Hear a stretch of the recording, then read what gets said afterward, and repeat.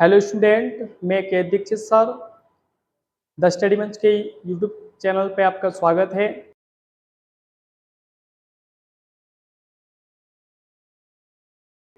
तो आज की क्लास में रहेगा गॉसियन पृष्ठ क्या है, गॉसियन पृष्ठ किसे कहते हैं या गॉसियन पृष्ठ की क्या विशेषताएं होती है।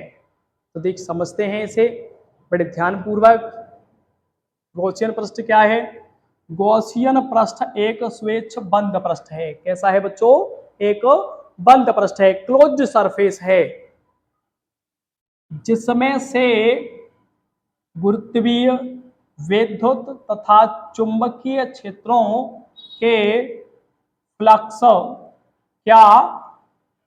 फ्लक्स की गणना की जाती है। किस किस की गणना की जाती है? ध्यान दीजिए, गुरुत्वीय, विद्युत तथा चुंबकीय क्षेत्रों के फ्लक्स की गणना की जाती है।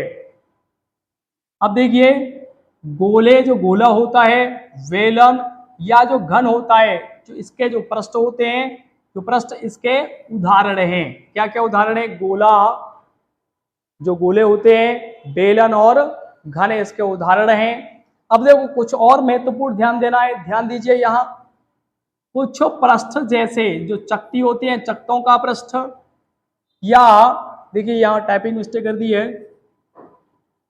जो वर्गाकार पृष्ठ होते हैं। क्या होते हैं? वर्गाकार पृष्ठों को गॉसियन पृष्ठ की तरह प्रयुक्त नहीं कर सकते। ये जो पृष्ठ होते हैं, इन्हें गॉसियन पृष्ठ की तरह प्रयुक्त नहीं कर सकते हैं। जो गॉसियन पृष्ठ की कुछ मुख्य विशेषताएं अथवा गुण निम्नलिखित हैं।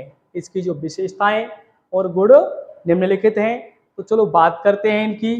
तो पहला पॉइंट यहां ध्यान देते हैं, यह एक बंद पृष्ठ होना चाहिए। कैसा होना चाहिए?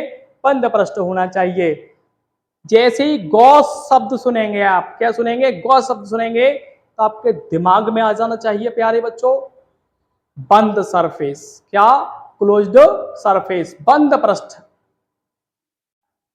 जिससे कि उन बिंदुओं के बीच जो पृष्ठ के भीतर हैं, पृष्ठ पर हैं, ध्यान देना है, पृष्ठ के भीतर हैं, पृष्ठ पर हैं, अथवा पृष्ठ के बाहर हैं, के बीच स्पष्ट अंतर किया जा सके। क्या किया जा सके?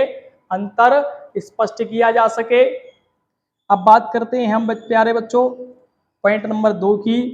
यह पृष्ठ उस बिंदु से होकर गुजरना चाहिए। यह जो पृष्ठ है, उस बिंदु से होकर गुजरना चाहिए जहां पर वैद्युत क्षेत्र ज्ञात करना है। जहां पर वैद्युत क्षेत्र ज्ञात करना है, जो हमने कोई बिंदु माना है जिस पर हमें क्या करना है? वैद्युत फ्लक्स ज्ञात करना है। तो जो ये पृष्ठ लेंगे, तो पृष्ठ कहां से गुजरना चाहिए? उस बिंदु से होकर गुजरना चाहिए जहां पर हमें वैद्युत फ्लक्स की गणना करनी है। अब बात करते हैं पॉइंट नंबर 3 की। प्यारे बच्चों देखो समझते हैं इसे। पृष्ठ की आकृति, जो पृष्ठ की जो आकृति है, स्रोत के सममित होनी चाहिए। कैसी होनी चाहिए? सममित होनी चाहिए, जिससे कि क्षेत्र पृष्ठ के प्रत्येक बिंदु पर, जो क्षेत्र है उसके प्रत्येक बिंदु पर लंबवत हो तथा परिमाण में नियत हो। समझ में आया होगा? ये गॉस के जो पृष्ठ, गॉसियन जो पृष्ठ होता है, उसकी विशेषता एवं गुण हैं। ये आगे टॉपिक रहेंगे, आगे की क्लासें रहेंगी गॉस की प्रमेय के अनुप्रयोग, तो आप उनमें इन्हें देखेंगे, वहां ध्यान देना है। और विशेष तरह से आपको ध्यान देना है प्यारे बच्चों, गॉस की प्रमेय शब्द आए तो आपको समझ लेना है बंद पृष्ठ, क्लोज्ड सरफेस समझ लेना है।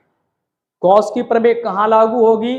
बंद पृष्ठों के लिए लागू होगी। क्लियर हुआ होगा?